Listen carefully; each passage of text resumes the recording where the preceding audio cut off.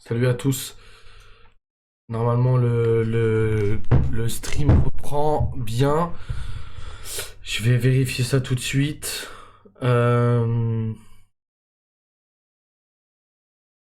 Vérifier ça tout de suite.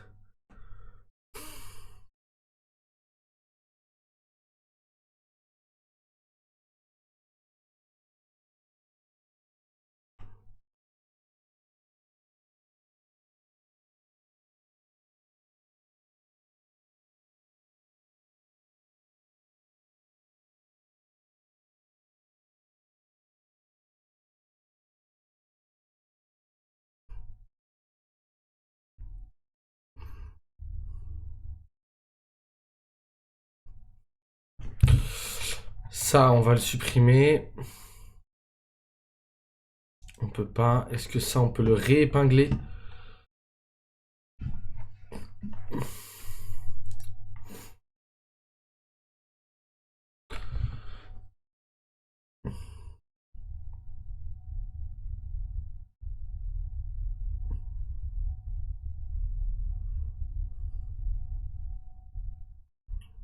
Normalement, c'est bon, ça fonctionne.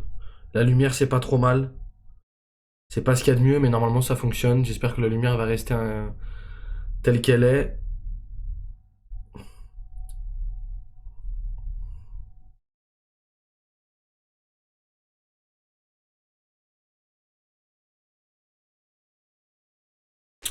Je vais aller juste dans le gestionnaire de stream.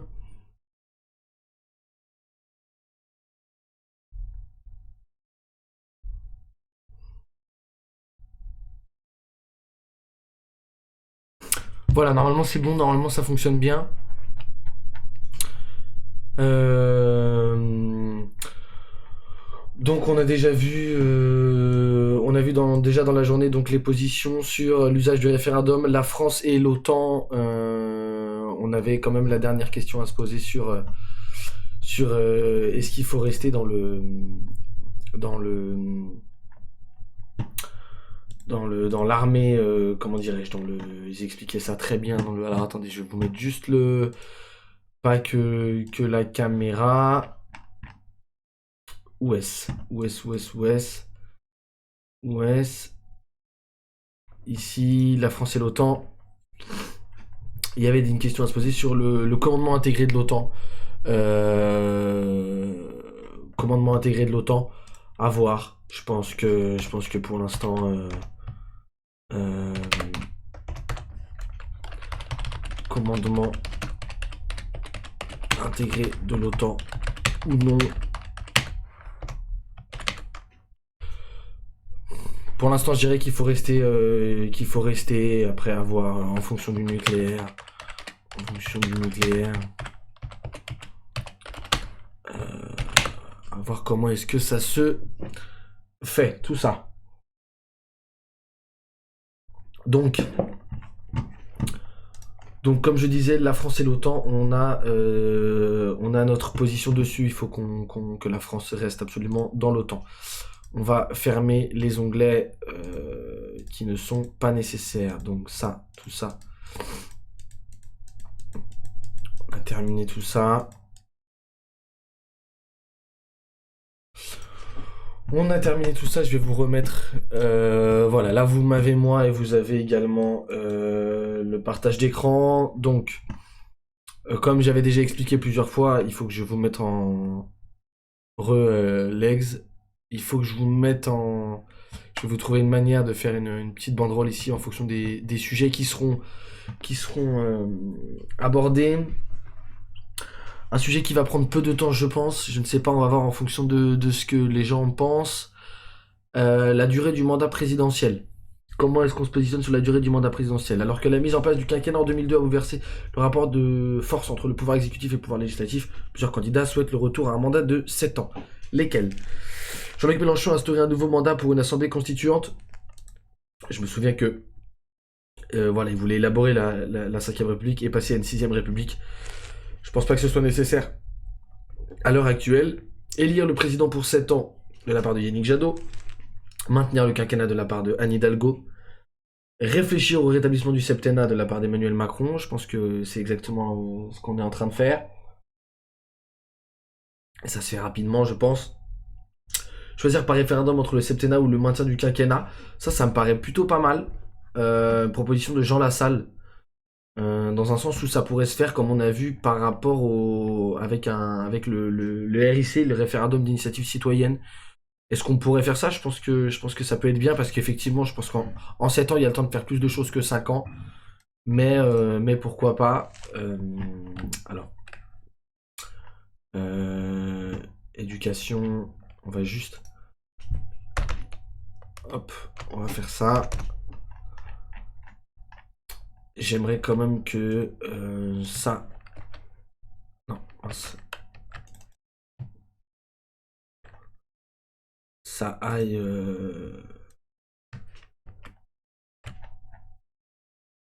Oui, mais non.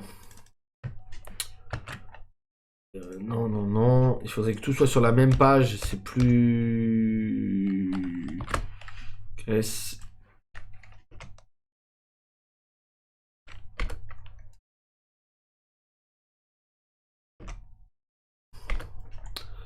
On va juste faire ça. Ça. Oula.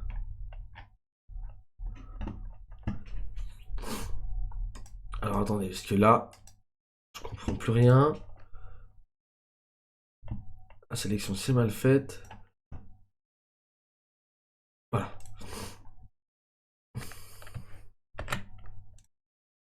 On va mettre en même police.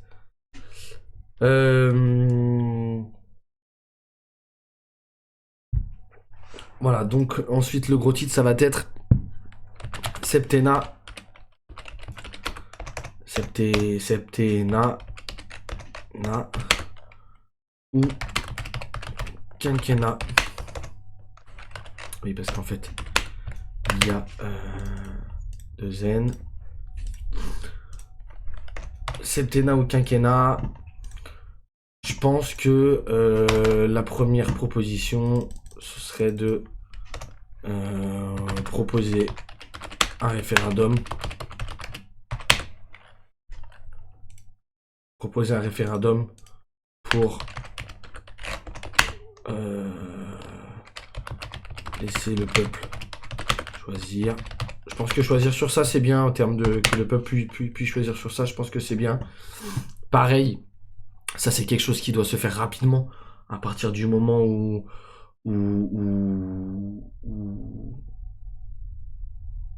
l'élection présidentielle sera gagnée. Il faut que ça se soit très rapide puisque derrière il y a forcément des choses qui se mettent en place. Est-ce que ça se met en place sur 5 ans ou sur 7 ans? S'il y a des choses qui peuvent se mettre en place plutôt sur 7 ans que plutôt que sur 5. Après 5 ans, je trouve ça pas trop mal non plus. Donc Monsieur Jean Lassalle choisir par référendum, ça je trouve ça plutôt bien. Nicolas Dupont-Aignan revenir au septennat révocatoire à mi-mandat. Oui, mais oui, révocatoire citoyenne, pourquoi, je sais pas. Et Madame Marine Le Pen souhaite instaurer la proportionnelle législative. Ça, c'est trop compliqué. Et surtout, je vois pas en quoi ça répond à la question. Mais non, mais je suis sur le mode du scrutin, je comprends pas. Attendez, statut de la... Non, mais... Comment est-ce possible? Durée du mandat présidentiel. Madame Le Pen. Ah, instaurer un septennat et un mandat non renouvelable. La proportionnelle, c'est un vrai sujet. Oui, mais il faut qu'on le... Ce sera plus tard. Ce sera dans les élections législatives, parce qu'en fait, c'est pas sur ça. Est-ce que vraiment c'est un sujet prioritaire pour une campagne? J'ai l'impression qu'il n'y a rien d'infaisable en 5 ans et faisable en 7, et tu décales tout avec les législatives. Oui, justement, c'est pour ça que je disais qu'on va pas y passer beaucoup de temps. Et je pense que c'est pas moi d'en décider, ni au parti politique. Je pense que c'est au peuple. Donc je pense qu'à partir du moment où il y a un référendum d'initiative citoyenne, ou alors que directement, en tant que président, je pourrais mettre en place un référendum, ce sera fait très rapidement. Moi, sur le premier mandat, ça restera 5 ans. Et puis après, sur le second, ça pourra passer à 7. Ou sur le premier mandat, ça pourra passer directement à 7. Mais comme je, comme l'élection aura été faite sur un mandat de 5 ans, ce serait trop compliqué. Donc sur le premier mandat, ce sera 5. Et puis effectivement, il faut vraiment que ça demande quelque chose de juste un référendum qui laisse la voix au peuple. Et voilà, et donc Marine Le Pen voulait instaurer un septennat et un mandat non renouvelable. Donc, donc avec qu'un seul mandat faisable. Pour l'instant, les deux mandats consécutifs, je trouve ça bien. Je vois pas pourquoi, pourquoi, pourquoi changer ça. J'ai du mal à comprendre quel argument va en la faveur du fait de ne pas pouvoir en faire trois mandats consécutifs. Parce que, parce que pour moi, c'est le peuple qui choisit et que n'importe qui devrait pouvoir se présenter aux élections présidentielles. Je sais pas. Après, je sais que c'est dans la Constitution, mais ça se change. Donc, donc je sais pas, à voir, mais pour l'instant, on va rester là-dessus. Donc, durée du mandat présidentiel, référendum, tout simplement. Statut de la Corse, ça va être extrêmement intéressant. Il va y avoir beaucoup de choses à apprendre. Après l'agression d'Ivan Colonna début mars à Arles, où il purgeait sa peine pour l'assassinat du préfet Erignac, la Corse a été le théâtre d'importantes émeutes et le statut de l'île est revenu dans le débat.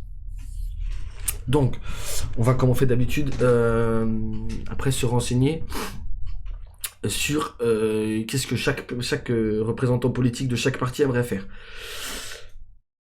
Nathalie Arthaud, permettre l'autonomie. Monsieur Philippe Poutou, permettre une autodétermination.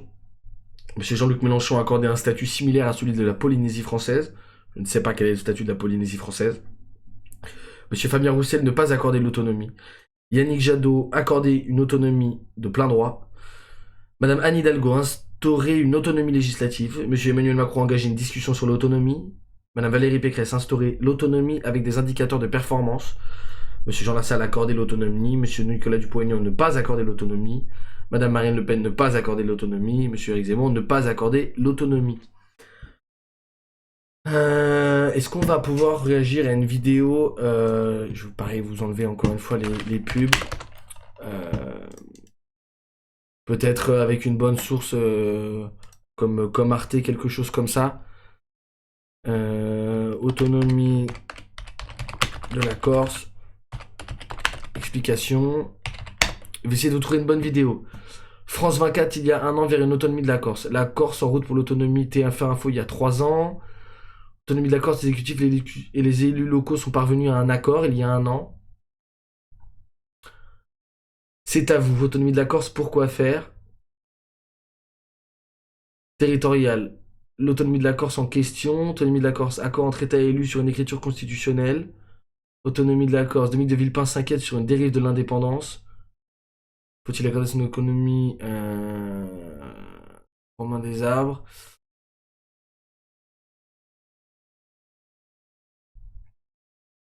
Une autonomie, mais pourquoi une... Qu'est-ce que signifie l'autonomie? C'est ça que j'ai du mal à, à comprendre. On va regarder TF1 Info, ça dure 3 minutes. Ce que dit ce monsieur est très vrai. C'est le peuple qui doit choisir. En l'occurrence, les résidents corses, selon moi déjà. Après, il faut vérifier ce que signifie autonomie. Chez Direct Assurance, faites 310 € d'économie en... La phrase de fin est assez importante, effectivement, si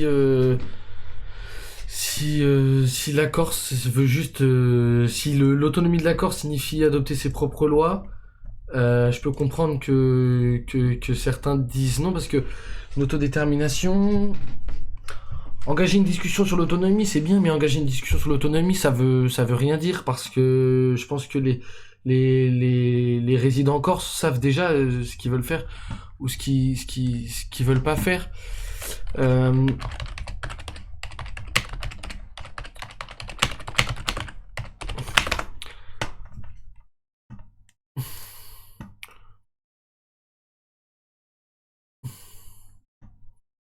Radio France, TF1 Info, encore une fois, autonomie de la Corse. 10 questions sur la dépêche. Attention, toujours une fois, hein, encore une fois, on est sur des journaux. Je sais pas à qui ça appartient, à qui, voilà, je veux pas m'empêcher de lire, mais je veux faire attention en gardant un esprit critique toujours. Je voulais pas être inscrit, mais c'est pas grave. Voilà. Alors, en 10 questions, que propose Gérald Darmanin? Donc, à l'époque, c'était d'engager une discussion sans précédent autour de la question institutionnelle avec les élus corses pendant le second mandat d'Emmanuel Macron s'il est réélu à l'Élysée.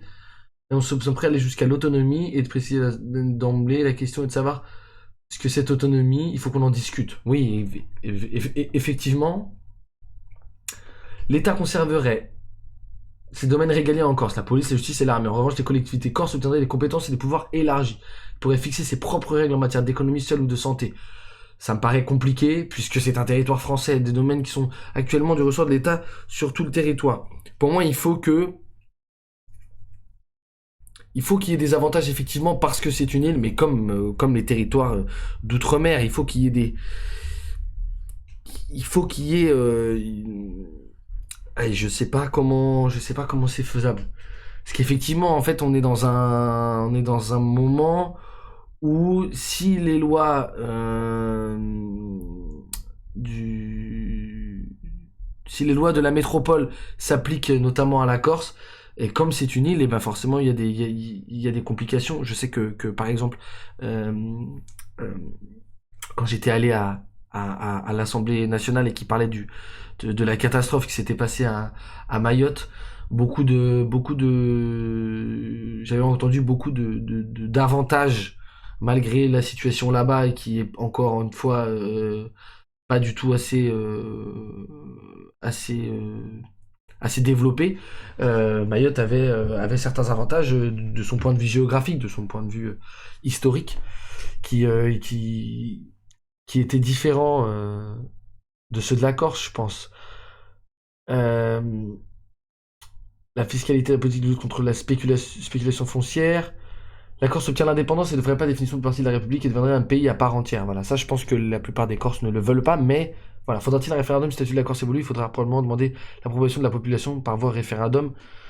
Changer la constitution stipule que la France est une république indivisible, laïque, démocratique, sociale, pourtant il existe dans la République des collectivités avec de multiples régimes législatifs.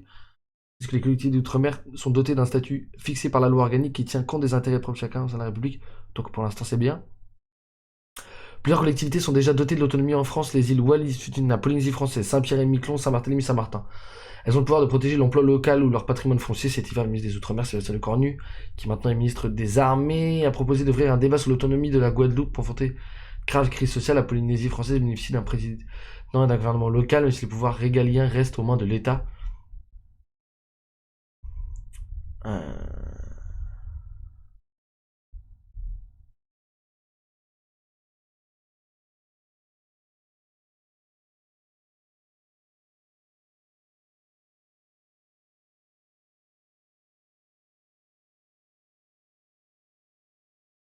Je pense qu'on se positionne dans une... je pense qu'effectivement, j'ai pas l'impression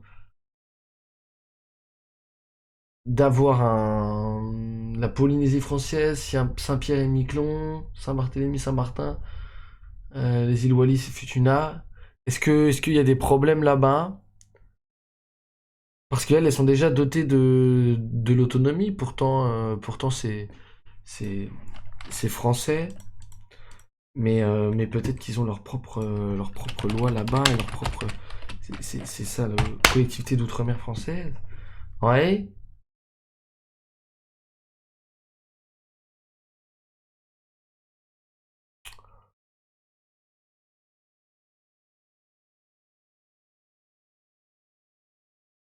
Collectivité d'outre-mer.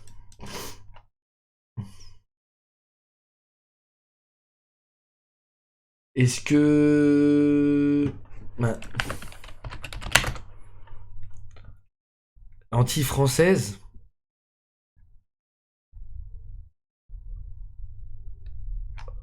Je pense que sur ce sujet-là, il va falloir. Va falloir. des exemples plus concrets.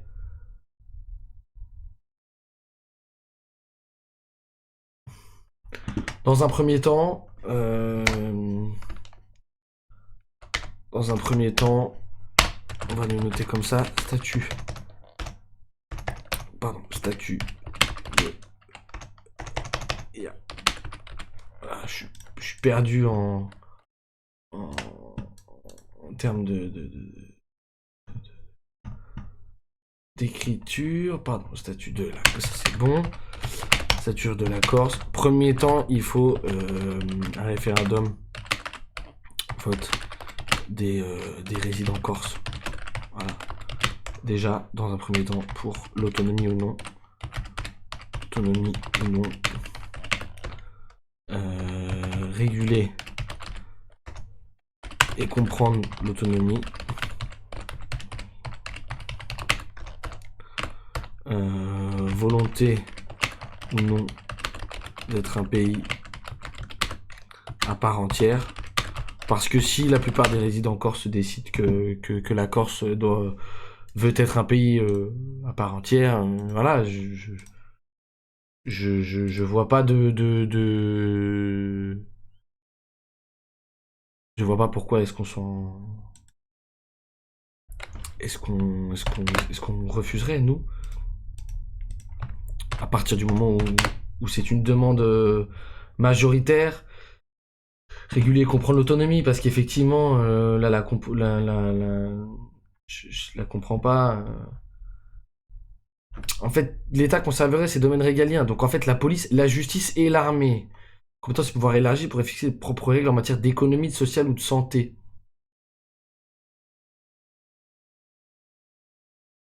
Je pense qu'il faut laisser certains pouvoirs, mais pas tous, quand même. Peut-être. Peut-être que c'est ça, parce que peut-être qu'ils ont besoin. Ils ont besoin, encore une fois, de. Parce que regardez, c'est de social ou de santé. Je pense que comment dirais-je, la sécurité sociale en Corse, il faut pas que ça disparaisse si la Corse devient un pays indépendant. Voilà, si la Corse devient indépendante, ça ne ferait pas définition plus partie de la République, deviendrait un pays à part entière.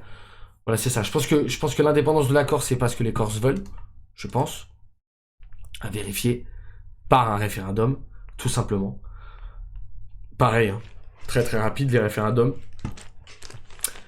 Et engager une discussion sur l'autonomie, comme pense monsieur Emmanuel Macron, dans un même sens que monsieur Jean Lassalle, que madame Nathalie Arthaud, que monsieur Yannick Jadot, alors de plein droit, je sais pas, mais dans un sens des résidents et du peuple corse, parce que ne pas aller contre leur volonté. Voilà, est-ce que déjà le peuple corse majoritairement est pour l'autonomie? Si l'autonomie c'est ça, et donc expliquer ce que va changer l'autonomie en fonction de certains sujets. Mais je pense que c'est bien. Je pense que c'est bien instaurer l'autonomie avec des indicateurs de performance. Les résultats pour la Corse, il faudrait un donnant-donnant, l'autonomie contre les résultats. Oui, bien sûr, hein, mais les résultats, c'est la Corse qui les verra elle-même dans son pays. On va pas choisir pour eux de savoir si c'est des résultats ou pas. Jean Lassalle a déclaré lors d'un entretien sur Terre qu'il accorderait l'autonomie à la Corse et était élu président. Ne pas accorder l'autonomie. Maintenir l'unité de la République en France et ne pas céder à du chantage qui aboutirait à une dérive autonomiste gravissime. Je vois pas en quoi ce serait gravissime. Je vois pas en quoi c'est du chantage. Et surtout l'unité de la République en France. L'autonomie, en tout cas c'est écrit sur la dépêche, laisserait à la France, à la République française, les pouvoirs sur les domaines régaliens, donc la police, la justice et l'armée, et aussi, je pense, sur certains points d'économie, sur certains points sociaux et sur certains points de santé. Je pense que je penserais pas que ce soit une bonne idée pour que, je ne sais pas moi, comme je disais, que la Corse obtienne son autonomie, et donc pas son indépendance, elle reste elle reste française, elle obtient son autonomie, mais par contre il n'y a plus de sécurité sociale. Vous voyez, là c'est des choses où ça je pense pas que ce soit une bonne idée, mais pour l'instant on va garder ça en tête. Un référendum qui dit, voilà, le vote des résidents pour l'autonomie ou non en fonction de pouvoir pour la Corse constitutionnelle, parce qu'effectivement il faut que ça reste dans la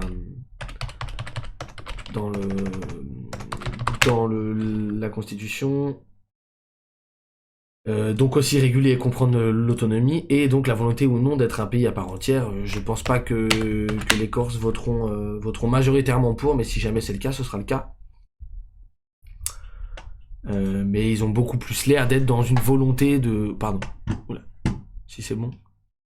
Non. Ça a baissé le... Non. Toujours pas.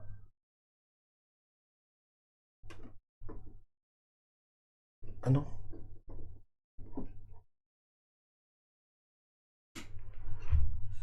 C'est pas mal, je pense que la caméra a pas changé, je sais pas.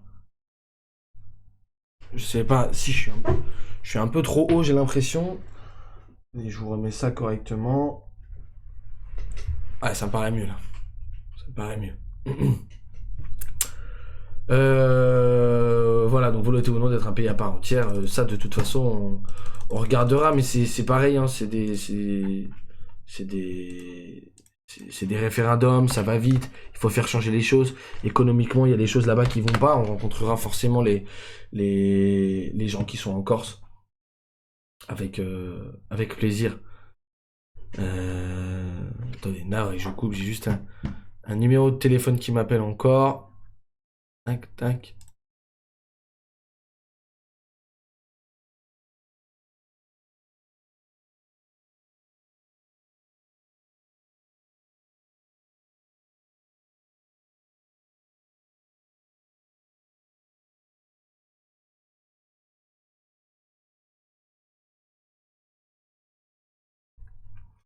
C'est bon, normalement ça refonctionne. Sans problème. Je vérifie juste. Ouais, c'est bon, très bien. La caméra est quand même trop... Ouais, là c'est mieux. Là c'est mieux, on me voit mieux. C'est mieux. Là c'est vraiment mieux. Donc voilà, donc sur le statut de la Corse, on a terminé la durée du mandat présidentiel. On a déjà fait. Statut de la Corse, on est bon. Le mode de scrutin aux législatives. Voilà, ça c'est un sujet qui est extrêmement important. J'avais déjà regardé un petit peu. C'est complexe, mais ça se fait. En 2019, un projet de loi prévoyait que 20% des députés soient élus à la proportionnelle pour les prochaines élections législatives. Mais le texte s'est heurté à la résistance du Sénat et s'est enlisé. Que 20% des députés soient élus à la proportionnelle. On va regarder ensemble ce que c'est se faire élire à la proportionnelle. Madame Nathalie Arthaud voulait instaurer la proportionnelle intégrale. Monsieur Jean-Luc Mélenchon voulait instaurer le scrutin proportionnel départemental pour les députés. Monsieur Fabien Roussel voulait instaurer la proportionnelle intégrale aux législatives. Monsieur Yannick Jadot voulait instaurer la proportionnelle aux élections législatives. Madame Anne Hidalgo voulait élire une partie des députés à la proportionnelle. Est-ce que c'est également 20%, Madame Hidalgo? Il n'y a pas de... Voilà. Emmanuel Macron introduire une dose de proportionnelle. Est-ce que c'est également 20%? Non. Il s'agissait déjà d'une promesse de campagne du candidat en 2017 dont la mise en œuvre a été repoussée à plusieurs reprises. Ça n'a pas été fait, effectivement. Élire un député sur 5 à la proportionnelle, 20%, et instaurer la proportionnelle aux législatives. Donc j'ai l'impression que tout le monde voudrait le faire. La question que je me pose, c'est pourquoi ça n'a pas encore été fait, du coup. Parce que là, ils sont vraiment tous d'accord globalement. Je ne vois personne dire ne pas introduire d'autres proportionnels. Vous voyez ici, pas de proposition à ce jour. On a M. Éric Zemmour, M. Jean Lassalle, M. Philippe Poutou et Mme Valérie Pécresse qui de toute façon n'ont pas aujourd'hui de pouvoir, que ce soit de pouvoir parlementaire, législatif. Donc je vois pas pourquoi ça n'a pas été fait. On va regarder ensemble. Donc Saint-Barthélemy, c'est fini.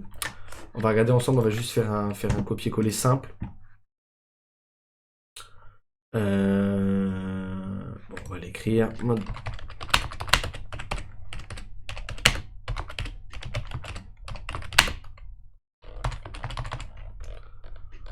Proportionnel. Le club des juristes. Le Monde. Est-ce qu'on a une explication? Est-ce qu'on a une explication? On va déjà lire ça et puis voilà. Alors, à quoi ressemblerait l'Assemblée nationale si les députés étaient élus à la proportionnelle intégrale ou partielle? Là déjà il y a une différence. Plusieurs responsables politiques appellent à élire les députés à la proportionnelle, mais en fonction de son dosage, les résultats peuvent beaucoup varier dans l'hémicycle. Salut, Lozamaz. J'espère que tu vas bien. Message d'une personne utilisant le chat pour la première fois. Du coup, je me présente. Je m'appelle Le Gal Alexis. Je fais des lives sur Twitch. J'ai commencé hier. Je suis candidat pour l'élection présidentielle de 2027 et j'essaye d'établir un programme en fonction des programmes qui étaient faits en 2022 sur le site Le Monde. Il y a un comparateur de programmes et moi j'essaye de voir ce qu'on va mettre dans le programme en fonction de ce que chacun pense.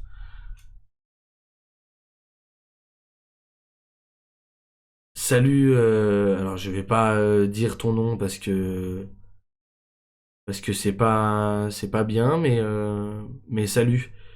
C'est sérieux, t'es vraiment candidat? Oui, alors pour être officiellement candidat, ça dépend de ce que t'appelles être candidat. Est-ce que c'est avoir les 500 signatures? Oui, j'ai l'objectif des 500 signatures, mais en fait ça peut pas se faire avant 2027, puisque c'est au Conseil constitutionnel que les élus renvoient leur formulaire. Ce sera dans plus d'un an. L'objectif d'abord c'est d'avoir une place médiatique afin que qu'on puisse que je puisse exprimer mes idées et le programme. Il y a rien dans la piole, non, il y a pas grand chose dans la chambre. Tu te positionnerais de quel bord politique? Sincèrement, je sais qu'il y a beaucoup de gens qui considèrent que c'est un peu démago de dire ça, mais j'en aurais pas parce que comme on l'a vu en fait, comme je l'ai déjà vu sur les différents sujets que j'ai abordés, usage du référendum, la France et l'OTAN, la durée du mandat présidentiel, le statut de la Corse et le mode de scrutin aux législatives. Si tu veux bien, je te montre en 30 secondes pourquoi est-ce que je peux pas me positionner d'un bord politique. Parce que c'est trop Mimi, merci, c'est gentil. Parce que sur l'usage du référendum, donc d'initiative citoyenne, c'est une manière de faire un référendum. Je suis d'accord avec Philippe Poutou et je suis d'accord avec Madame Marine Le Pen. Et je suis pas d'accord avec Monsieur Emmanuel Macron. Je suis d'accord avec Madame Anne Hidalgo. Si je vais dans la France et l'OTAN, Monsieur Philippe Poutou, selon lui, veut sortir de l'OTAN, je veux rester dans l'OTAN. Jean-Luc Mélenchon veut quitter l'OTAN, je veux rester dans l'OTAN. Monsieur Éric Zemmour veut sortir du commandement militaire de l'OTAN, je pense pour l'instant qu'il faut rester dedans. Madame Marine Le Pen veut sortir du commandement intégré de l'OTAN, pareil. Donc voilà, c'est un peu compliqué. Alors attendez. Tu peux pas te dire apolitique. Non, les gens qui considèrent apolitique, c'est ceux qui... Non. On en pense quoi de l'immigration massive? Quelle immigration massive? Et être candidat. Mais sur l'immigration. L'immigration, c'est un... Salut Polak 777. Marine Le Pen, oui, moi aussi. Jean-Marie, tu nous manques. L'immigration, ça va être un point qui va être abordé, hein, bien sûr. Bien sûr, bien sûr.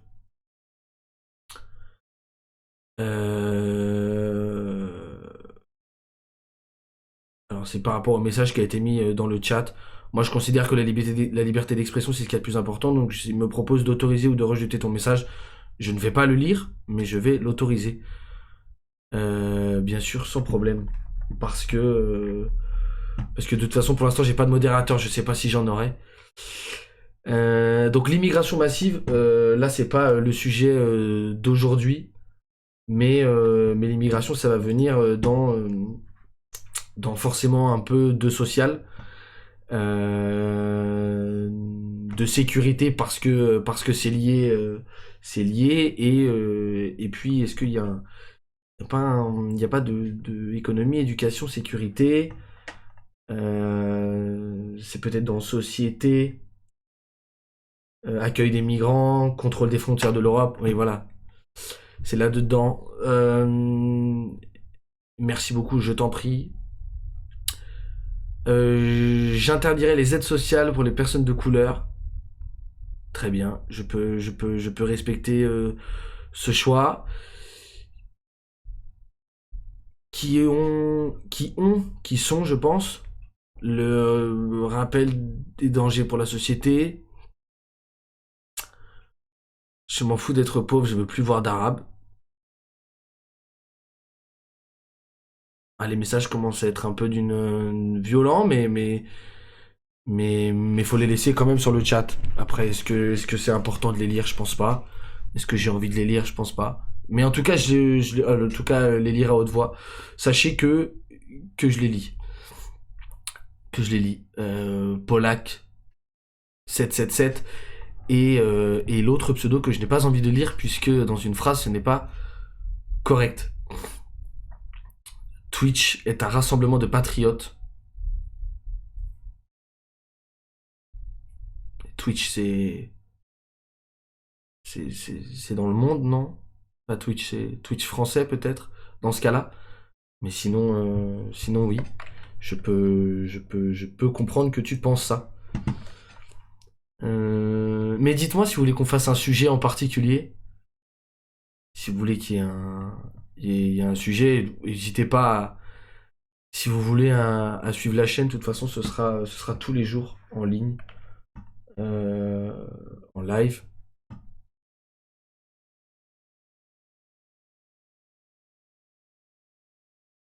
Mais je vois pas le principe. C'est... Voilà. Donc là on a Lozamas qui est revenu. Perso, je m'en fiche, mais les deux autres ont l'air, je pense, intéressés sur la question de l'immigration. Oui, parce que c'est dans les sondages, c'est le deuxième sujet qui intéresse les Français. Mais je vous dis peut-être même une bêtise, c'est peut-être la sécurité avant l'immigration. Faudrait vérifier. Sujet qui intéresse les Français. Politique, dans l'ordre, je sais que c'est le pouvoir d'achat, mais après ça doit dépendre effectivement des gens aussi, mais politique de Macron, présidentielle, je vais me peser de temps. Je crois que sur 2022, je crois que c'était plutôt le pouvoir d'achat et la sécurité plus que l'immigration. La sécurité des frontières françaises, oui, je peux comprendre, mais effectivement, on a vu avec l'OTAN, tout à l'heure, j'ai vu cet après-midi avec l'OTAN que les frontières françaises sont protégées aussi notamment par ça. Ok, je peux comprendre. Après ton message, celui dont je ne lis pas le mot.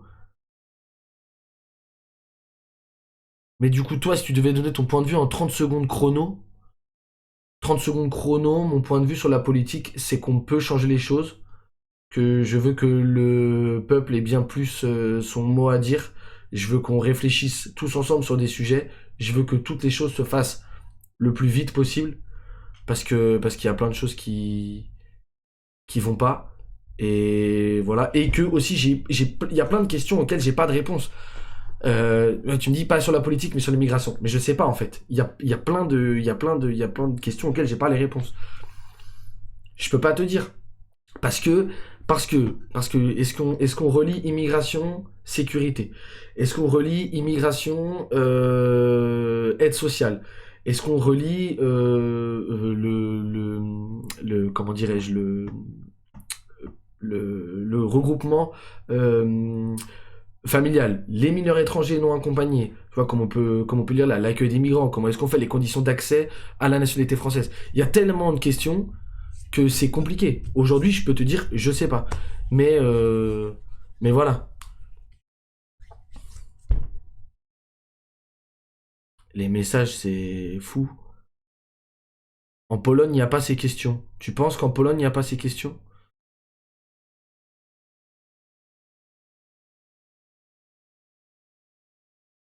Ok, ok.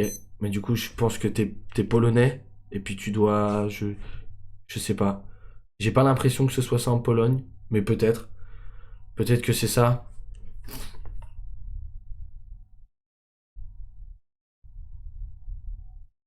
Non, je suis français, moi.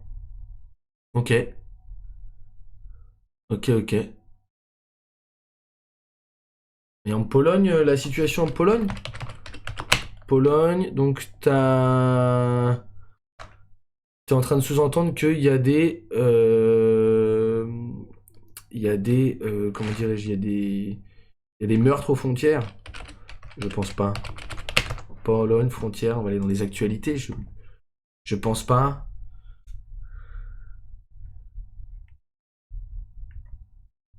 Ouais, non, il y a pas. Hein. Il y a pas du tout. Pas du tout. Ah, qu'il y a pas de migrants. On va voir ça de suite. Migration en Pologne. La Pologne, devenue terre d'immigration, durcit sa politique migratoire. Le 2 novembre 2024. Alors, les liens, il faut que j'arrive à les supprimer, même si je pense que ton lien est pas mauvais. Après, c'est sur le JDD, il faut toujours, toujours, toujours faire attention aux sources. Mais là, voilà. Bah, l'organisation économique, voilà. En Pologne, en 2022, 152 000 nouveaux immigrés ont obtenu un permis de séjour de plus de 12 mois en Pologne. Donc voilà. Oui, je vois sur le lien que c'est un article, mais je peux quand même pas cliquer dessus. Euh, mais en fait, il y a des migrants en Pologne, si jamais. Et, et non, non, on va autoriser les messages, on va autoriser tous les messages. Je veux pas de censure dans le chat, jamais. Je pense que c'est important et que c'est à moi de savoir quel message doit être lu ou pas. Euh,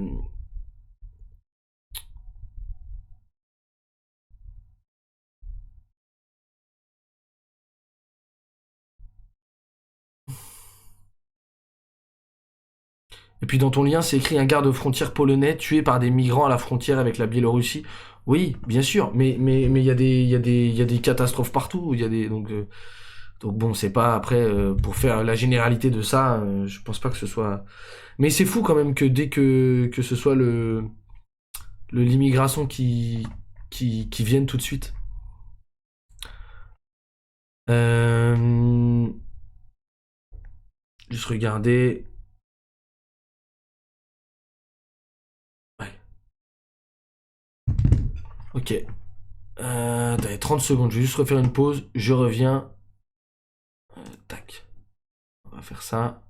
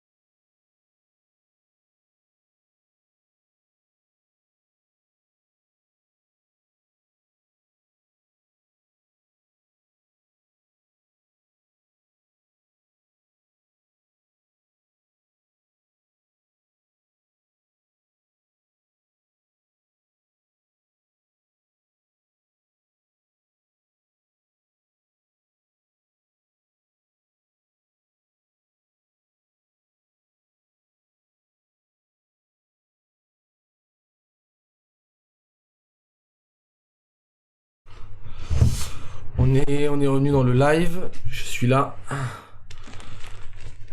Donc on était sur le sujet de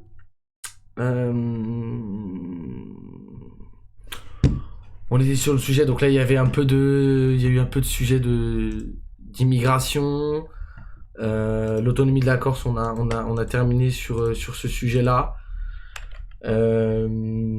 Sur les élus, la proportionnelle, intégrale ou partielle, c'est pas forcément les sujets qui touchent le plus de monde, mais c'est quand même important. Donc plusieurs responsables politiques appellent à élire les députés à la proportionnelle, mais en fonction de son dosage, les résultats peuvent beaucoup varier dans l'hémicycle. Effectivement. Alors attendez, est-ce que juste le chat est en pause? Voilà, c'est bon, je l'ai. La proportionnelle pourrait-elle faire son retour aux prochaines élections législatives sur mode de scrutin qui consiste à attribuer à des listes de candidats des sièges en proportion des voix qu'elles reçoivent. Elle n'a été utilisée qu'une seule fois pour élire les députés sous la 5ème République, 1986. Depuis, plusieurs formations politiques militent régulièrement pour son rétablissement, au moins en partie.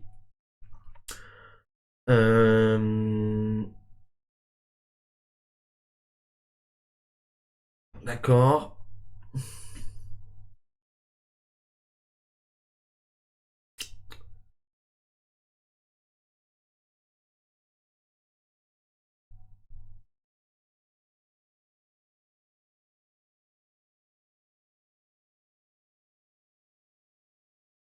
Effectivement, je pense que ça me paraît bien.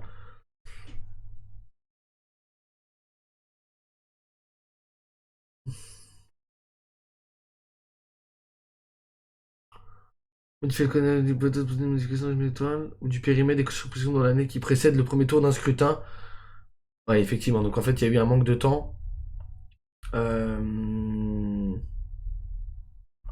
y a eu un manque de temps, mais je pense que pourquoi une dose de proportionnelle? Je pense qu'il faut mettre de la proportionnelle dans tout mode de scrutin législatif. Proportionnelle intégrale, départementale pour les députés. Alors, intégrale, ça veut dire également pour les élections législatives. Que l'Assemblée nationale soit élue au scrutin donc les législatives. Également, une partie des députés.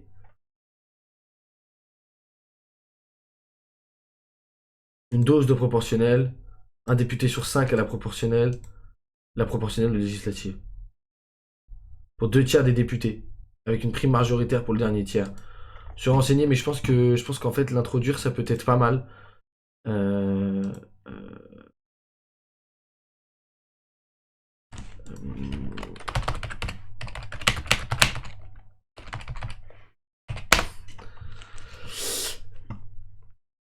C'est quoi un vote à la proportionnelle sur le JDD? Donc toujours en faisant attention. Pendant la campagne de 2022, Emmanuel Macron s'est dit ouverte à notre proportionnelle. Et le résultat de celle de 2024 rouvriront peut-être le débat. Qu'est-ce qu'un vote à la proportionnelle? On regarde. C'est un débat. Voilà. L'Assemblée de mieux refléter la diversité des Français et des forces politiques. En France, donc les élections législatives se déroulent selon un scrutin uninominal majoritaire à 2 tours. Les 577 circonscriptions de l'Hexagone voient les électeurs voter pour un candidat unique plutôt que pour une liste. Pour qu'un candidat soit élu dès le premier tour, il doit obtenir 50% des suffrages exprimés et au moins 25% des voix des électeurs inscrits. Si les conditions ne sont pas remplies, un second tour a lieu une semaine plus tard. Se représentent alors les 2 candidats ayant recueilli le plus de voix au premier tour, ainsi que ceux ayant obtenu au moins 12,5% des voix des électeurs inscrits. Les candidats qui rapportent le plus de voix au second tour est élu, et du coup, les autres sont sans effet. Le système de scrutin a été instauré par le général de Gaulle pour mettre fin à l'instabilité politique chronique.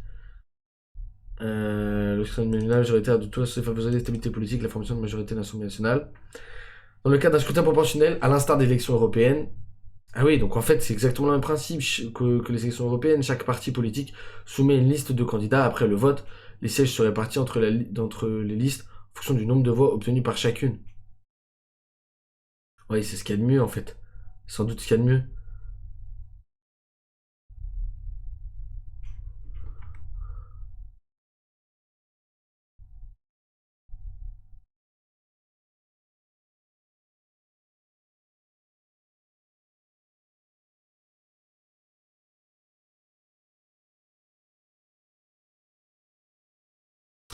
La différence entre la proportionnelle intégrale, Comme lors des élections européennes où l'ensemble des 81 députés français du Parlement européen sont élus via ce mode de scrutin. Un scrutin majoritaire auquel est ajoutée une dose de proportionnel. Par exemple, sur une suggestion en mars 2024 de l'ex-président de l'Assemblée nationale, qui l'est toujours du coup, Yael Braun-Pivet, les députés des départements les plus peuplés, ceux où sont élus au moins 11 députés, seraient élus sur une liste à proportionnelle. La majoritaire resterait appliquée dans les autres départements. Non, non, je pense pas. Je pense qu'il faut...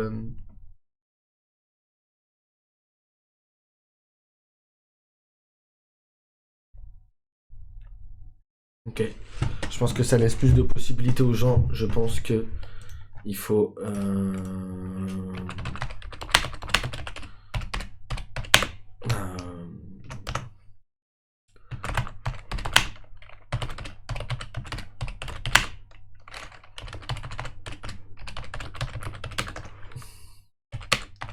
Oui, pour... tac, tac, tac, tac.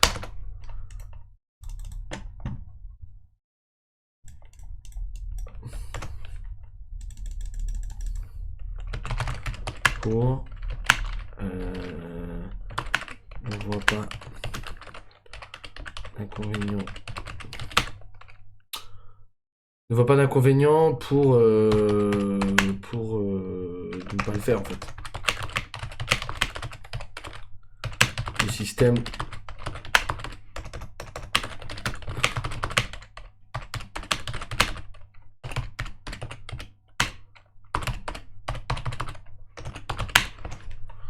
je vois pas d'inconvénient de ne pas le faire. Le système c'est donc la même chose pour les députés européens et également ça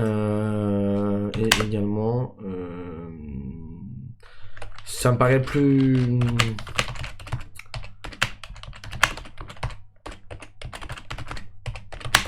plus représentatif des Français. En fait, du coup, ce que j'ai l'impression qu'on dit là, c'est qu'ici, avec un vote législatif de proportionnel, c'est le Rassemblement national qui aurait le plus de députés à l'Assemblée nationale, si je dis pas de bêtises. Résultat, élection législative 2024.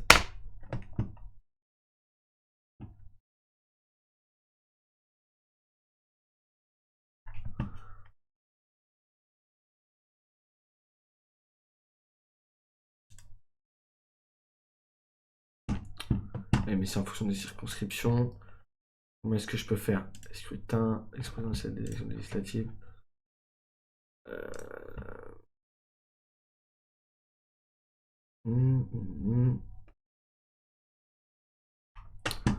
C'est pas ça que je veux.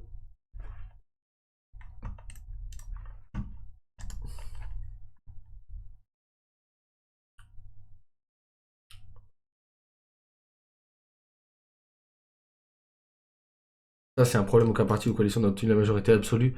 Ça, c'est ce qui fait qu'aujourd'hui, c'est compliqué dans l'Assemblée nationale.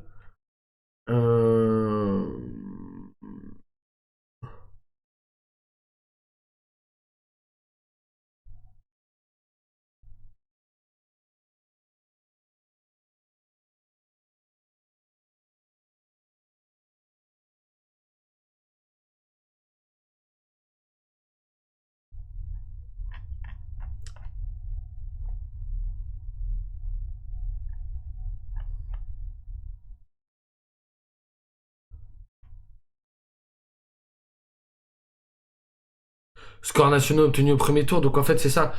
Là, les 11 millions de voix qui ont été défendues par le Rassemblement national, c'est ça. Et en fait, il aurait eu, donc effectivement, à la proportionnelle, il y aurait eu une majorité, enfin, il y aurait eu plus de députés du Rassemblement national.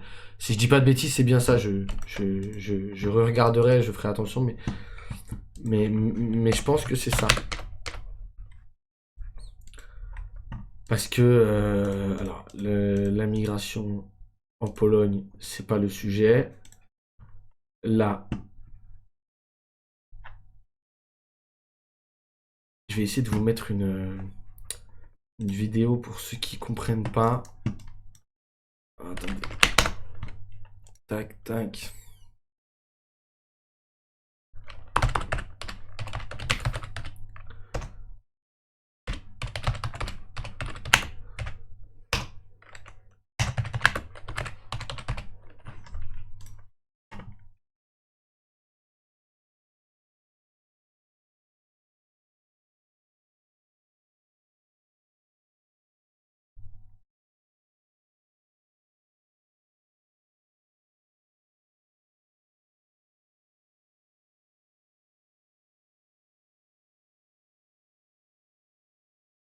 Celle d'Hugo Décrypte, ça marche bien. Largement en tête du premier tour des élections législatives, suivi par le nouveau Front Populaire, puis par l'alliance autour d'Emmanuel Macron. Mais alors, que faut-il retenir exactement de ce premier tour des législatives? Ah mais c'était que le premier tour. Moi je vais avec le second aussi. Parce que du coup, c'est pas la même chose. L'Assemblée est divisée en 4 blocs. C'est donc la gauche, le nouveau Front Populaire, qui arrive en tête de cette élection, suivi d'ensemble le camp macroniste. Le Rassemblement National arrive en tête au premier tour, n'est que 3e. Et enfin, les Républicains maintiennent à peu près leur nombre de députés. Voilà donc à quoi ressemblera le futur hémicycle de l'Assemblée nationale.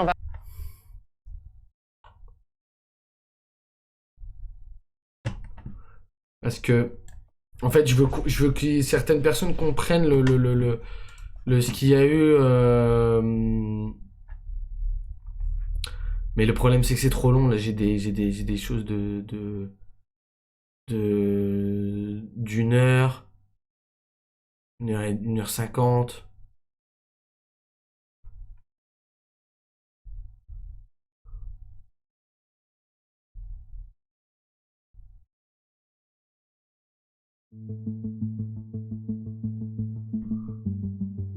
Non, ça c'était les estimations. C'est pas les estimations dont j'ai besoin. Les débats non plus. Est-ce que...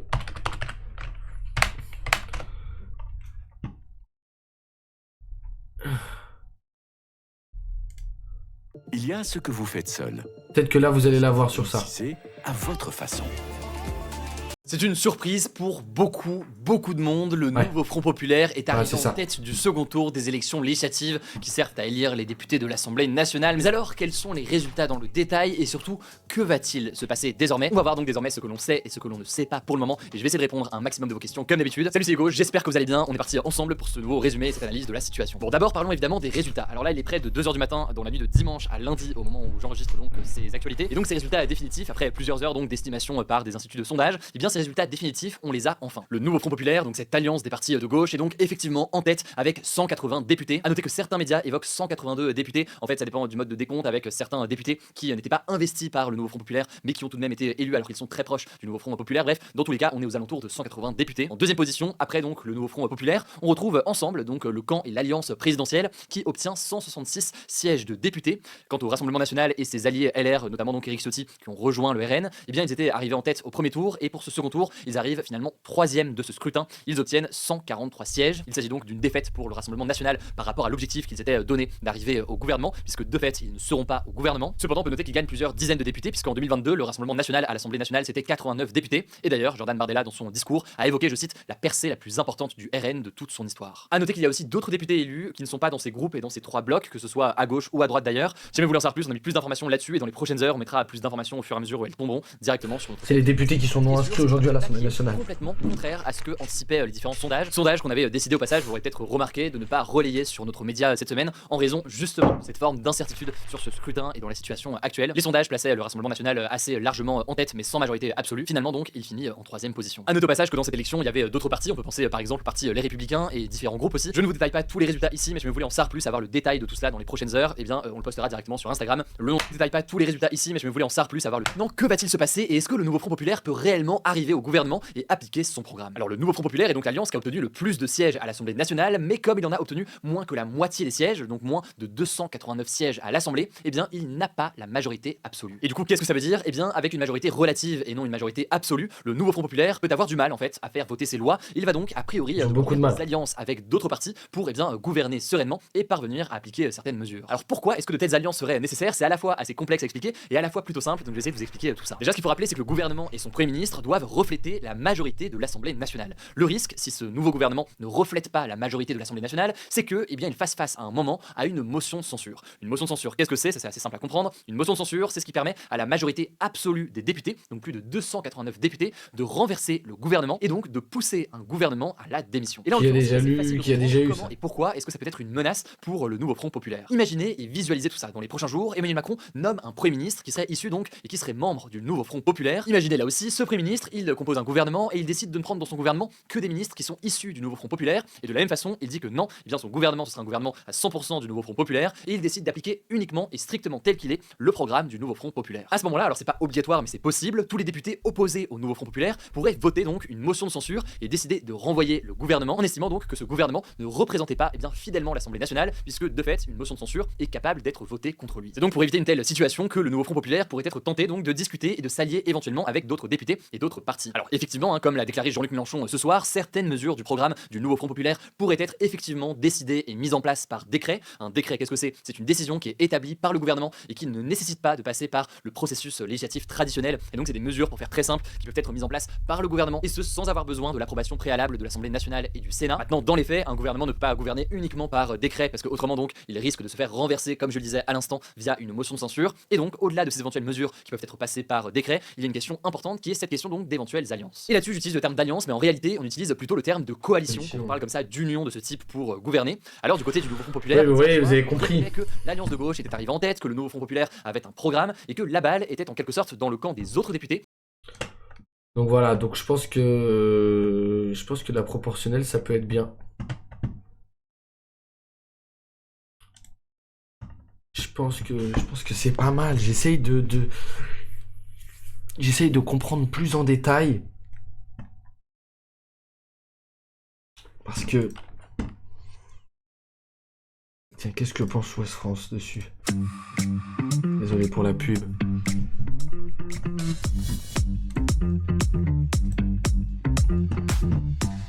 Au premier tour des législatives, le Rassemblement national a comptabilisé 29,25% des voix. Pourtant, d'après les projections Ipsos, le parti remporterait environ 44% des sièges à l'Assemblée nationale. Mais alors, comment expliquer une telle différence? Eh bien, il faut regarder du côté du scrutin. Au premier tour des législatives, le Rassemblement national a comptabilisé 29,25% des voix. Pourtant, d'après les projections Ipsos, le parti remporterait environ 44% des sièges à l'Assemblée nationale. Mais alors, comment expliquer une telle différence? Eh bien, il faut regarder du côté du scrutin. En France, les législatives sont un scrutin majoritaire uninominal à 2 tours. Sans rentrer dans les détails, c'est le candidat qui a le plus de voix au second tour qui est élu. Le reste des voix pour les autres candidats n'a pas d'impact. Mais si l'on votait à la proportionnelle, c'est-à-dire si le nombre de sièges accordés à chaque parti était proportionnel au nombre de voix des Français, eh bien la situation serait un petit peu différente. Voilà une représentation des projections de sièges à l'issue du premier tour, et voilà à quoi ça ressemblerait si le scrutin était proportionnel. Le Rassemblement national aurait 192 sièges au lieu de 255, la majorité présidentielle 115 au lieu de 85, et le nouveau Front populaire 162 au lieu de 145. Évidemment, ce n'est pas le système de vote qui est appliqué en France. Mais sur proposition de certains députés, la présidente de l'Assemblée nationale elle-même déclaré en faveur d'une proportionnelle partielle. 11 départements passeraient à un scrutin proportionnel. Ce sont les départements les plus peuplés, Paris, les Yvelines, donc mon département, le Nord, les Bouches-du-Rhône, etc. Si l'on revient aux projections qui ont été faites à l'issue du premier tour par Ipsos, voilà à quoi ça ressemblerait si on appliquait une proportionnelle partielle. Là encore, le Rassemblement national perdrait 18 sièges, Ensemble en gagnerait 10 et le nouveau Front populaire en gagnerait 14. La proportionnelle partielle pourrait représenter un entre-deux qui permettrait peut-être de mieux représenter le vote des Français. Oui, ça m'a convaincu. Pour l'instant, ça m'a convaincu. Voilà. Je le dis. Pour l'instant, ça m'a convaincu.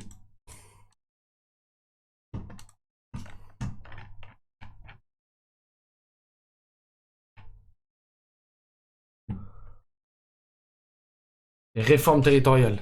Ça va être... Ça va être sans doute court puisque... donc Jean-Luc Mélenchon voulait... Alors, je vais faire une pause. Je vais faire une pause 10 minutes, je vais revenir, je vais pas couper le live. Ceux qui veulent se mettre... J'ai pas d'écran de veille du tout. Je vais couper le live 10 minutes. 10 minutes, un quart d'heure. Je reviens juste après, on va refaire sur les réformes territoriales. Supprimer les grandes régions, renforcer les ressources des collectivités territoriales sur Madame Anne Hidalgo. Et donc supprimer les grandes régions, c'est M. Jean-Luc Mélenchon. Créer des conseillers territoriaux favorables à une république des territoires. Renforcer les compétences des communes et abroger les lois NOTRe et MAPTA. Supprimer l'échelon régional, les intercommunalités. Donner davantage de compétences navrées aux communes. Ça va être compliqué. Il va falloir se renseigner exactement sur quel est le rôle des régions, quel est le rôle des collectivités territoriales. Quand Emmanuel Macron dit créer des conseillers territoriaux, qu'est-ce que ça signifie? Une république des territoires, Madame Valérie Pécresse, qu'est-ce que ça signifie?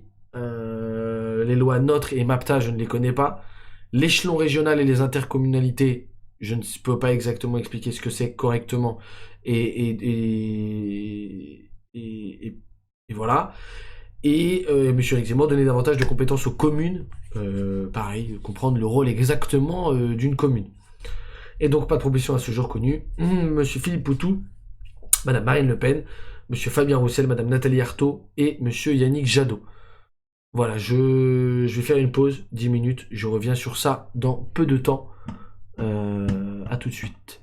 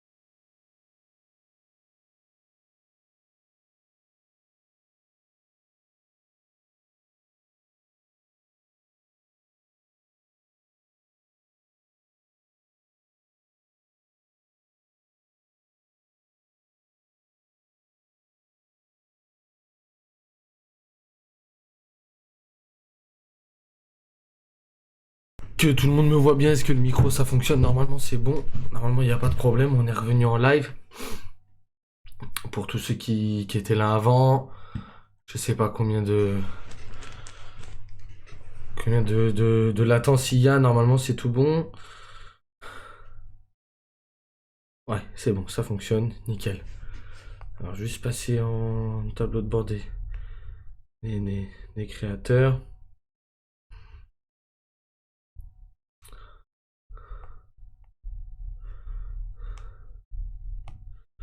Hop.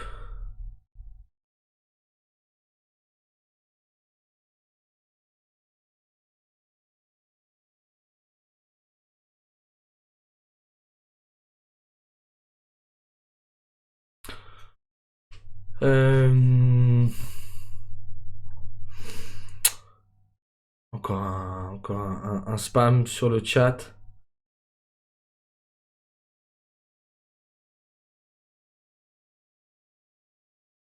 Ok, c'est bon, il n'y a pas beaucoup de latence.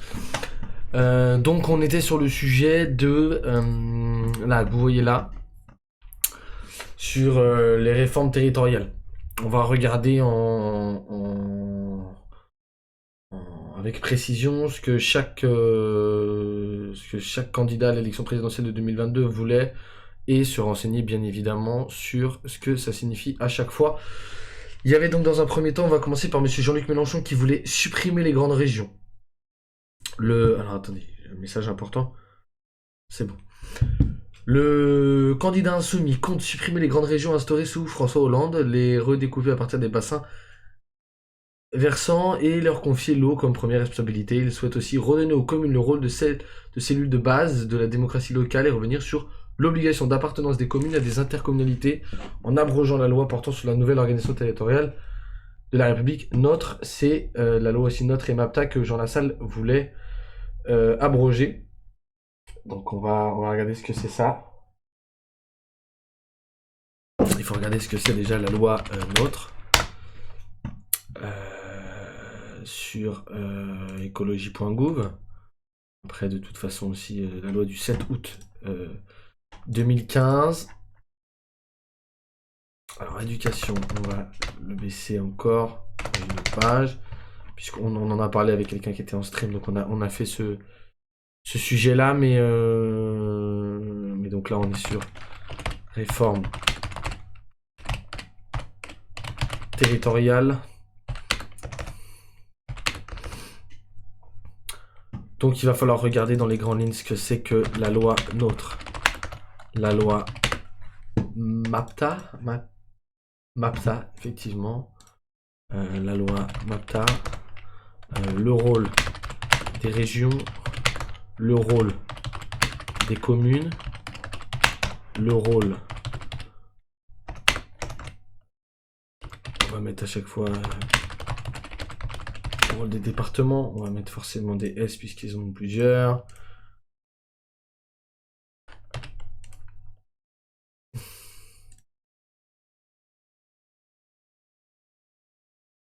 Ça va être important afin de comprendre pourquoi chacun est positionné d'une certaine manière. Donc supprimer les grandes régions.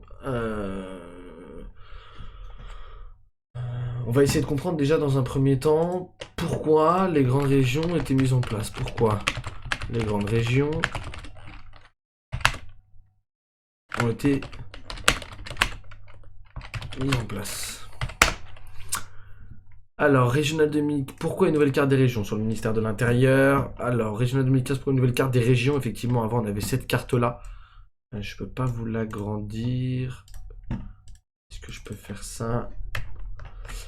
Effectivement, ça c'est très parlant. Avant, donc, il y avait cette carte-là. Moi, 2015, j'ai appris beaucoup sur les nouvelles grandes régions. Mais effectivement, donc la Loire-Atlantique, la Bretagne, la Nouvelle-Aquitaine, Occitanie, Île-de-France, Grand Est, tout ça. Donc pourquoi ce site tout refusé? C'est pas... Voilà. Alors, à partir du 1er janvier 2016, en application de la loi 2015, la France sera organisée en 12 régions métropolitaines créées à partir de 21 anciennes, dont certains ont fusionné sans modification des départements, très bien. La réforme territoriale a pour objectif de rendre l'État plus efficace dans le nouveau cadre régional créé par la loi du 16 janvier 2015. Elle vise à renforcer les capacités de pilotage stratégique au niveau des grandes régions. Elle s'accompagne d'une modernisation de la fonction publique, avec comme objectif l'amélioration de la qualité du service public, son accessibilité dans tous les territoires, et le renforcement de la cohésion sociale territoriale. Au total, la France métropolitaine passera de 21 à 12 régions. Que prévoit la réforme? L'un des objectifs de la réforme territoriale est de clarifier le rôle de chaque échelon du territoire, commune, département, région. Et oui, effectivement, la refonte de la carte des régions qui passe de 21 à 12 en métropole devrait permettre de donner un poids plus important à cet échelon, tant sur le plan géographique que démographique et économique. 7 préfets, préfigurateurs sont chargés de la fusion des régions. Les noms provisoires des nouvelles régions sont le nom des régions fusionnées, juxtaposées par ordre alphabétique, sauf pour la Haute et la Basse Normandie qui devient juste la Normandie, ainsi que pour le centre qui devient le centre Val-de-Loire. Le chef provisoire de ces nouvelles régions sera déterminé par décret avant le 31 décembre 2015, sauf pour la région Alsace, Champagne et Lorraine, qui donc est Alsace-Lorraine, dont le chef-lieu ce sera Strasbourg. La loi prévoit que le nouveau conseil régional adopte avant le 1er juillet 2016 une résolution unique dans laquelle il se prononce sur le nom définitif de la région. Très bien.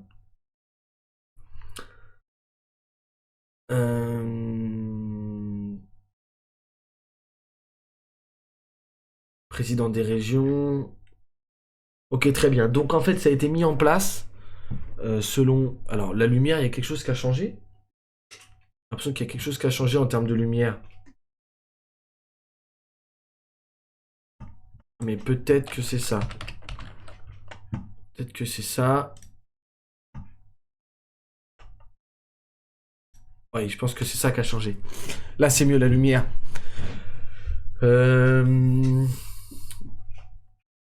Donc, en fait, ça a été fait pour renforcer les capacités de pilotage stratégique au niveau des grandes régions. Mais donc, on est passé aux grandes régions pour ça. Modernisation de la fonction publique. Et donc améliorer la qualité du service public, son accessibilité dans tous les territoires et renforcement de la cohésion sociale. Et aussi, voilà, devrait permettre de donner un poids plus important à cet échelon, tant sur le plan géographique que démographique et économique. Donc si on reprend les programmes de chacun, on va comprendre d'abord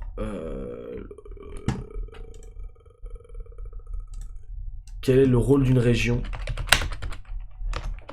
pour savoir s'il faut revenir aux anciennes régions ou pas. Les compétences d'une région. Région Île-de-France, à quoi ça sert la région? Compétences de la région sur région Bourgogne-Franche-Comté, les missions régionales, tout ça. Dans chaque région, il y a un seul préfet de région, un seul recteur de région académique, un seul directeur général d'agence régionale de santé et un seul directeur régional pour chaque réseau ministériel. La spécialisation par métier permet de renforcer l'efficacité de l'action de l'État. Oui. Moins nombreuses mais plus fortes, réduite à 13 depuis le 1er janvier 2016, les régions... Oui, puisqu'ils comptent la Corse sans doute dedans. Les régions de France métropolitaine ont vu leur... Non, France métropolitaine. Oh, mais c'est contenu aussi dedans. Pourquoi est-ce que là c'est 12 en métropole? Même 13 en fait, avec la Corse. La loi NOTRe, donc la nouvelle organisation territoriale de la République, en plus des prérogatives qu'elle partage avec les départements... Donc la région, ça gère les transports, gestion des ports et aéroports, des trains express, TER, des transports routiers interurbains et scolaires, de la voirie, des gares publiques routières, très bien. Les lycées, ok. Construction, entretien, fonctionnement des lycées. En 2016, les régions ont consacré 6,6 milliards d'euros à la politique éducative, donc 2,7 milliards d'euros d'investissement dans les établissements. Ok, très bien, donc plus de 30%. La formation professionnelle, insertion des jeunes en difficulté, formation des demandeurs d'emploi, gestion de l'apprentissage et des formations d'alternance, l'ensemble de la compétence de formation a été transféré aux régions. Ouais, ça c'est bien. L'aménagement du territoire et de l'environnement, gestion des déchets, des parcs naturels régionaux, développement rural et urbain, plan régional pour la qualité de l'air. La région est aussi en charge du schéma régional d'aménagement, de développement durable et d'égalité des territoires. Ok. Il fixe les objectifs en matière d'équilibre et d'égalité des territoires. Ok, le développement économique, animation de pôle de compétitivité, aide au tissu économique et mise en œuvre du schéma régional de développement économique, d'innovation et d'internationalisation. Il définit les orientations en matière d'aide aux entreprises, de soutien à l'internationalisation, d'aide à l'investissement immobilier et l'innovation des entreprises, la gestion des programmes européens, autorité de gestion des fonds européens, et une partie du FSE avec le FEDER, les régions deviennent responsables de l'écriture, la bonne mise en œuvre des programmes opérationnels régionaux.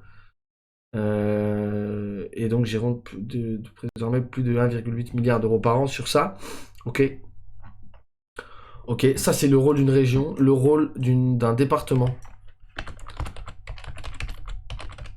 Le rôle d'un département. On va essayer d'un département, on va essayer d'aller sur exactement le même site. Enfin, c'est sur le ministère de l'Intérieur, mais du coup...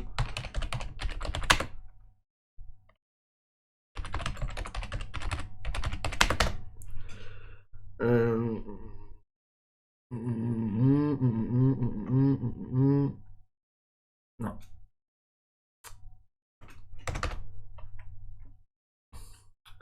Est-ce que sur le site directement je peux trouver? Est-ce que si je fais ça, ça,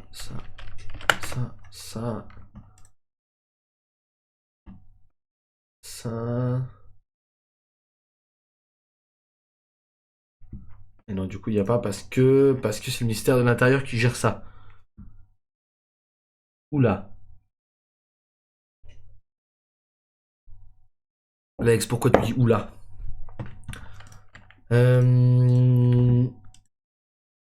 Donc il nous faut le rôle d'un département. Sur vie publique, MDR. Quelles sont les compétences des départements? L'essentiel. Revenant sur la clause générale des compétences mise en place en 1982, la loi du 7 août 2015 portant sur une nouvelle organisation territoriale de la République, notre applique le principe de spécialité au département. Alors, la loi NOTRe réaffirme la vocation de la collectivité départementale de promotion de solidarité et de la cohésion territoriale. L'action sociale du département, dont le coût financier représente en moyenne plus de la moitié de son budget,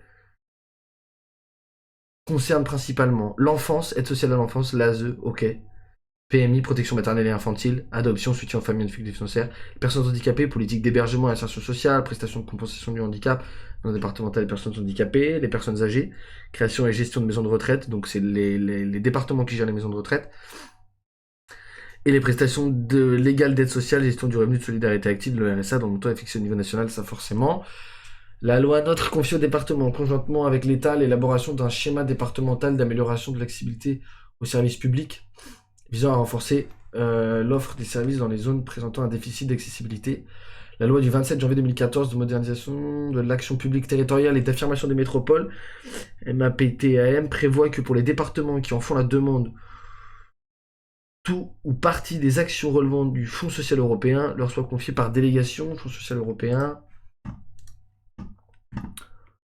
5,5 milliards d'euros enveloppe initiale, 2014-2020, améliorer les possibilités d'emploi, renforcer l'inclusion sociale contre la pauvreté.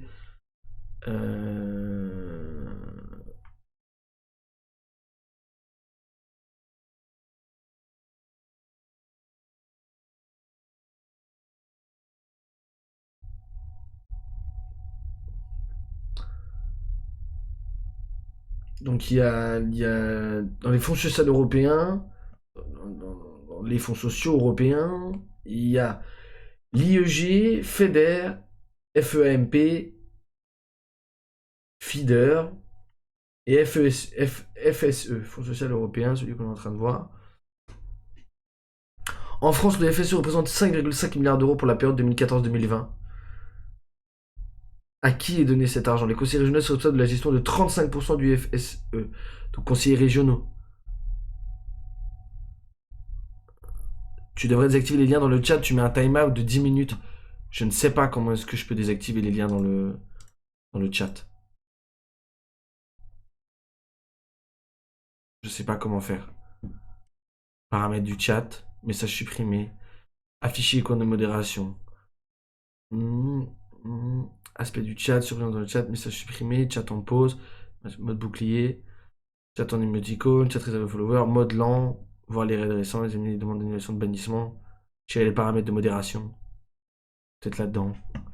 Mais je sais pas. Je sais pas, mais je le ferai plus tard pour l'instant, de toute façon. Termes et expressions bloqués.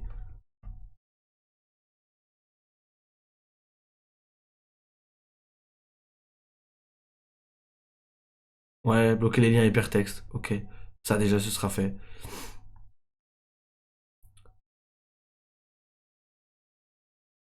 La vérification de l'adresse email est désactivée, pourquoi pas? Parce que de toute façon, la vérification du numéro de téléphone est désactivée, donc je sais pas. D'accord.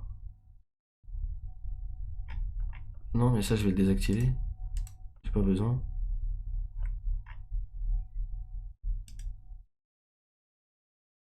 Voilà. Ok. Pas besoin d'enregistrer, normalement c'est bon. Hop, hop, hop, hop. Hop. Normalement c'est bon.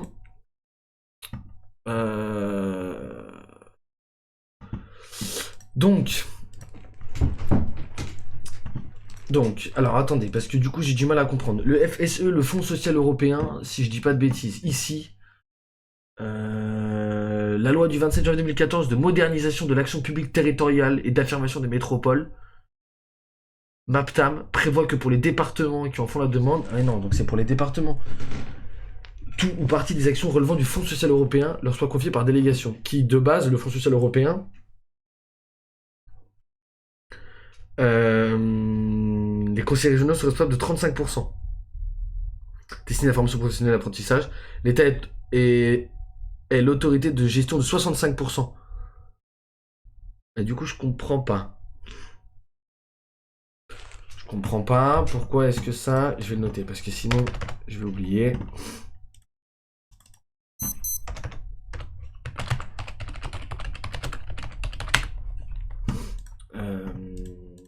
Ça, on n'a plus besoin. On va garder.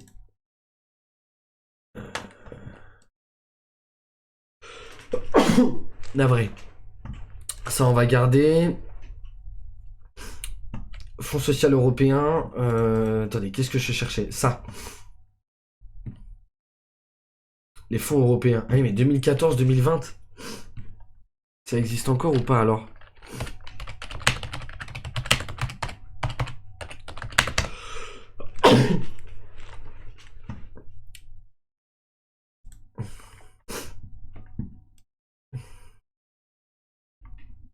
Attendez, juste 30 secondes.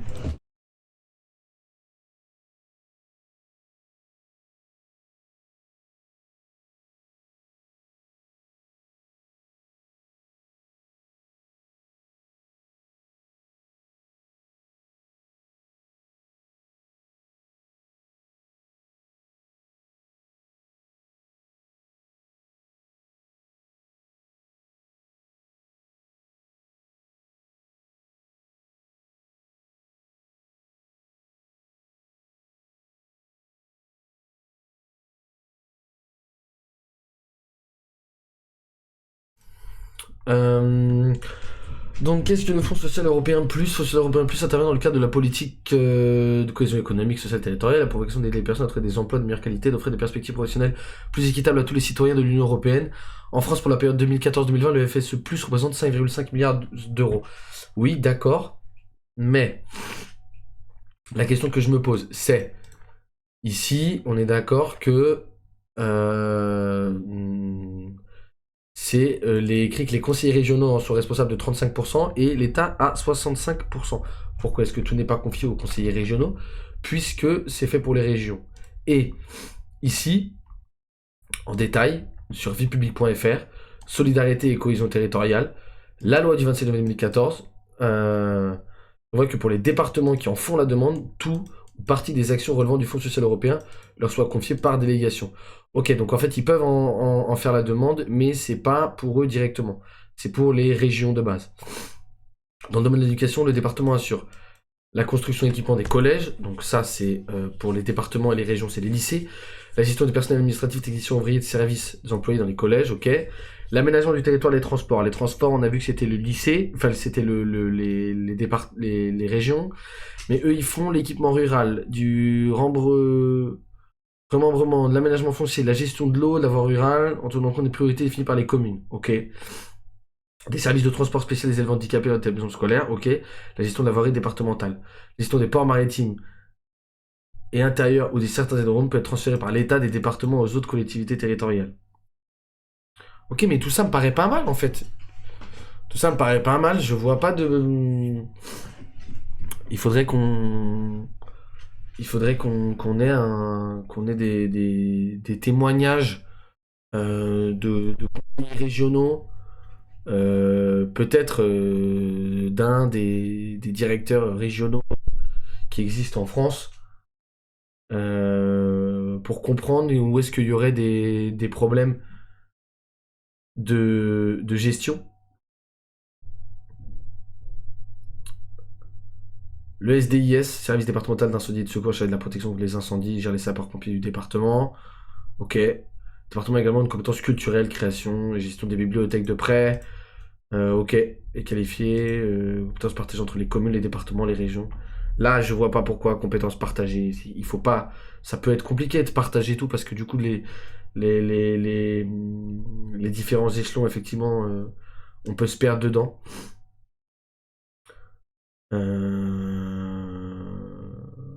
Ok. Là, si on regarde sur l'infographie, ça parle bien solidarité et cohésion territoriale. Enfance, personnes âgées, personnes handicapées, gestion du RSA. Ça, c'est pour le département. Transport des élèves handicapés, voirie et gestion du SDIS. Gestion des collèges et gestion des personnels, des personnels de collège ATSS. Donc, attention administrative, technicien, ouvrier et services de santé, pas l'éducation. Et enfin, pas le personnel de l'éducation, les professeurs, les maîtres et maîtresses pour les établissements du premier degré, et culture, protection du patrimoine, création et gestion des bibliothèques, sport, tourisme, langue régionale, éducation populaire. Mais tout ça, je pense que c'est bien. Tout ça, je pense que c'est bien.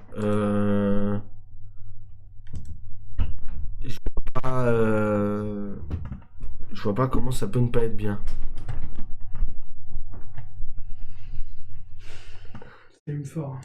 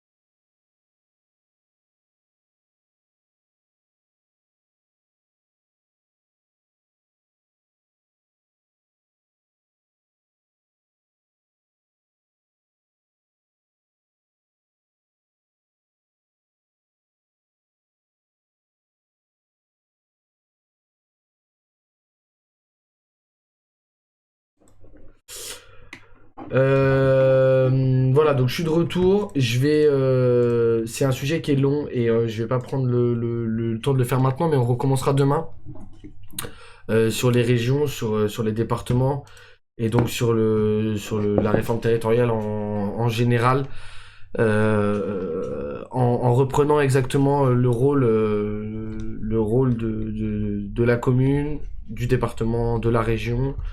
Et quel est le rôle de l'État à jouer dans ces échelons qui sont différents. Voilà, et aussi forcément penser à regarder ce que c'est la loi NOTRe et MAPTA. On a vu un peu la loi NOTRe, ce que c'est. On en a entendu, je l'ai vu pas mal de fois. Je ne sais plus où, mais je l'ai vu pas mal de fois ici. La loi NOTRe confie au département, conjointement avec l'État, l'élaboration d'un schéma départemental d'amélioration de l'accessibilité des services au public. Il faudra regarder s'il y a des choses dedans qui vont pas, mais comme je disais, je pense que ça va être important d'inviter, notamment dans un podcast ou dans plusieurs podcasts, justement des conseillers régionaux, des conseillers municipaux, des gens qui peuvent nous dire, bah voilà, ici à cet endroit-là, moi la commune trouve qu'il y a un problème parce qu'on peut pas mettre des choses en place, parce que ça prend trop de temps sur ce point-là, et du coup on va pouvoir changer des choses, mais comme d'un premier point de vue comme ça extérieur, je trouve que c'est bien fait. Je trouve que chaque entité gère différents sujets, comme on voit département qui gère le collège, les régions qui gèrent le lycée, le département qui gère la voirie et le transport des élèves handicapés, la région qui va gérer les transports, exemple de trains express régionaux, TER, les gares publiques routières, enfin voilà. Donc je vois pas de choses mal faites sur ça, mais c'est sûr qu'il y a des problèmes et qu'il y a des contraintes qui sont forcément trouvées par certaines personnes qui travaillent dans ce milieu-là. Donc on en parlera avec eux, parce que vous voyez, dans chaque région il y a un seul préfet de région, donc on va pouvoir inviter, moi j'enverrai des demandes au préfet de région. C'est le recteur de région académique, directeur général d'agence de régionale de santé. Donc voilà, et voir comment c'est fait dans les départements. Est-ce qu'il y a plusieurs personnes à la tête du département, comment ça fonctionne, et pour les communes forcément les maires. Voilà, donc on continuera sur ce sujet.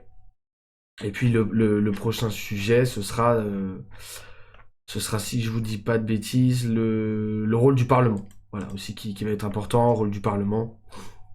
Alors Jean-Luc Mélenchon qui voulait passer à la 6ème République. Enfin voilà, ça va être aussi important.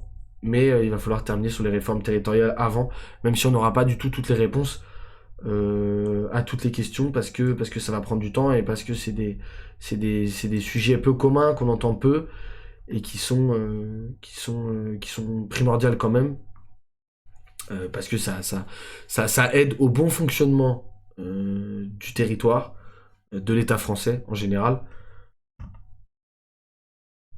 Donc il va falloir en parler. Voilà, je vais couper le live. N'oubliez pas que la rediffusion sera disponible à partir de ce soir ou demain. Je sais pas combien de temps ça va se mettre. Je vais mettre les rediffusions sur YouTube et sur Twitch. Comme ça, c'est accessible à tout le monde. Voilà, tous ceux qui veulent suivre les lives, c'est chaque jour, le matin, l'après-midi, peut-être un peu le soir. Après, je prendrai un peu le soir probablement, je sais pas. Mais voilà, chaque jour, on essaye de trouver des solutions sur chaque sujet qui sont importants, afin de préparer l'élection présidentielle de 2027, et de pouvoir avoir un programme qui sera clair pour se présenter. Voilà, et ben je vous remercie d'avoir suivi le live, pour ceux qui étaient en live, et puis à bientôt.